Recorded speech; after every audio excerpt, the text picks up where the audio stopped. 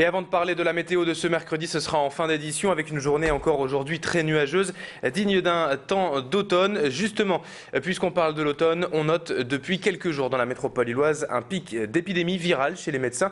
Une contagion classique en fait en ce mois d'octobre, car les virus ont eu le temps depuis la rentrée de se diffuser. Alors par exemple, ce médecin à Roubaix observe entre autres en ce moment de nombreux cas de rhinopharyngite, mais rien de bien méchant au final.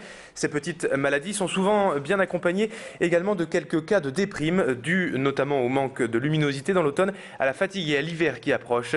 Cette année, le phénomène semble encore particulièrement un peu plus fort. Alors pour vous éviter la déprime, ce médecin vous conseille de sortir prendre l'air malgré tout, d'éviter les lieux d'affluence et de privilégier la campagne et l'activité physique. Tanguy Lécluse a recueilli les quelques conseils de ce médecin pour éviter la déprime. Chaque année, on a une recrudescence de syndrome dépressif à la période de l'automne. Bon, alors évidemment, il y a plusieurs théories, mais on peut parler de la luminosité, de la fatigue qui commence à s'installer. Et cette année, pour les gens qui ne sont pas partis en vacances, comme on a eu un mois de juillet, un mois d'août particulièrement terne, pluvieux et non lumineux, ça peut expliquer la résurgence d'un certain nombre de syndromes dépressifs. Dans l'actualité de notre métropole lilloise, on évoque également ce train de déchets nucléaires qui a traversé cette nuit l'agglomération. Un convoi venu des Pays-Bas et à destination d'une usine de traitement en Normandie. Le train est entré en France après 23 heures à Tourcoing, a traversé Croix, Marc-en-Barœul, La Madeleine et Lambersart, puis s'est arrêté cette nuit à la gare de triage de l'Homme-Délivrance, d'où il doit normalement repartir ce matin vers 9 h en direction d'Aubourdin, Sante et Singuin en Wep, puis de la Normandie.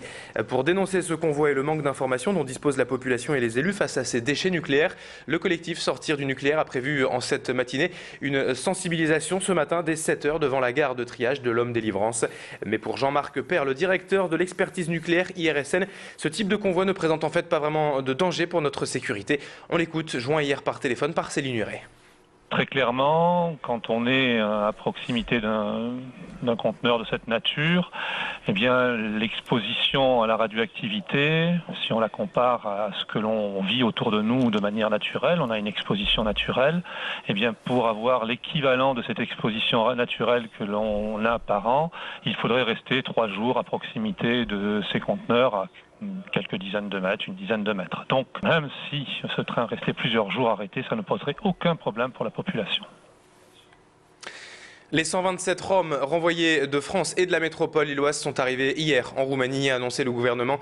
Ces 127 personnes, dont 11 bébés, ont déclaré vouloir accepter une aide volontaire au retour de la part des autorités françaises, soit 300 € par adulte et 100 € par enfant. Mais pour certains, ce retour en Roumanie ne sera que temporaire, car plusieurs d'entre eux ont témoigné à un journaliste de l'AFP à leur arrivée vouloir déjà revenir en France dès que possible. Autre information en bref dans l'actualité, l'affaire Kelton se poursuit avec la mise en garde à vue du propriétaire de l'hôtel hier. Cette interpellation intervient dans le cadre de l'enquête pour des faits de proxénétisme en bande organisée au sein de l'hôtel de luxe lillois. Après les arrestations combinées la semaine dernière du directeur du Carlton et de son chargé de relations publiques, l'enquête remonte encore aujourd'hui vers les hautes sphères du groupe. D'après les enquêteurs, je vous rappelle, les clients du Carlton se voyaient en fait proposer depuis plusieurs mois des prostituées par la direction de l'hôtel directement. La SNCF a annoncé hier la mise en place de nouveaux horaires prochainement sur ses lignes TER et TGV. Une réorganisation et une simplification basée sur le principe du cadencement pour rendre les déplacements plus évidents et accessibles. Ces nouveaux horaires seront mis en place le 11 décembre prochain et seront en fait répétitifs. Les trains circuleront ainsi à des horaires plus faciles à retenir, aux mêmes minutes de chaque heure, 7h10, 8h10, 9h10 pour plus de lisibilité. La SNCF régionale souhaite augmenter d'ici 10 ans le nombre de TER et elle espère doubler le nombre d'usagers d'ici à 2020. Elle qui compte aujourd'hui environ 60 000 abonnés. Explication de ces condensements avec Jacques Gollen, le directeur régional de la SNCF. Le cadencement, c'est d'abord une possibilité d'augmenter le nombre de trains.